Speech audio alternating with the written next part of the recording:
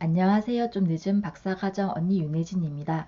오늘은 문서로 된 자료, 그러니까 글로 된 자료의 중요성에 대해서 말씀드리려고 해요. 정보화 사회라는 말을 꽤나 오래전부터 들어왔죠. 앞으로는 4차 산업혁명 시대라고도 하고요. 우리나라에서는 특히 그걸 지능정보사회라고 이야기를 하거든요. 그래서 사람들이 정보의 형태가 굉장히 다양해지고 많이 변할 거다라고 생각을 해요. 물론 그런 부분도 있을 거다라고 저도 생각은 하지만 그럼에도 불구하고 문서로 된 자료는 앞으로도 계속 있을 거고 그 중요도는 그렇게 축소될 것 같지는 않다고 생각을 해요.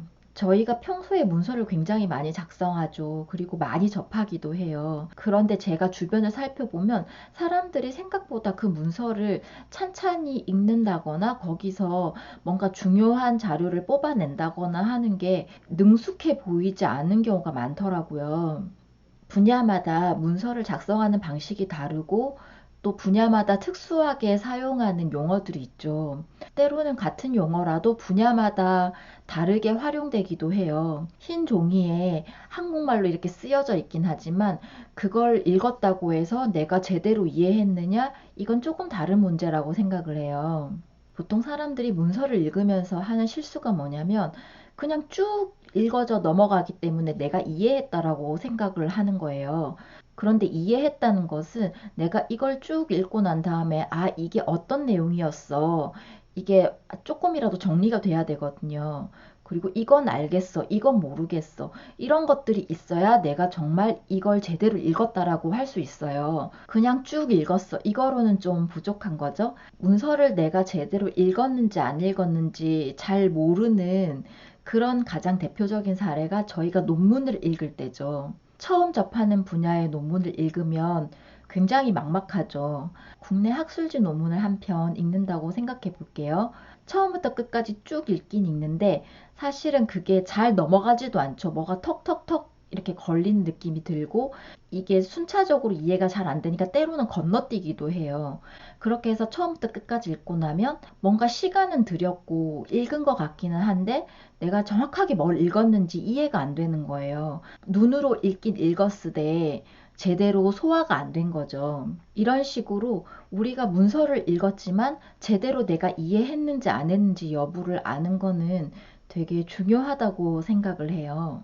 문서를 읽고 이해하는 것도 훈련이라서 처음에는 어떤 한 분야의 문서를 읽는 거지만 이렇게 문서 읽는 방식을 습득하다 보면 좀 다른 분야 문서도 처음에 조금 어렵지 조금씩 습득이 되는 거다라고 생각을 하거든요. 그리고 문서를 읽고 이해한다는 거는 자료를 분석한다는 의미이기도 하고요. 자료를 잘 분석할 수 있어야 글을 쓰는 것으로도 연결이 될 수 있거든요. 자료를 읽고 거기에 대해서 뭔가 내 나름대로의 생각이 있어야 그거에 대해서 쓸 수 있잖아요. 전에도 이런 비슷한 말씀을 드린 적이 있는데 이해가 잘 되지 않으면 머릿속에 어떤 메시지가 남질 않거든요. 그리고 내 마음속에 내 머릿속에 메시지가 없으면 그걸 말로 표현할 수가 없어요. 중언부언이 되는 거죠. 그렇게 말로 표현할 수 없는 메시지는 글로 표현하기도 힘들어요.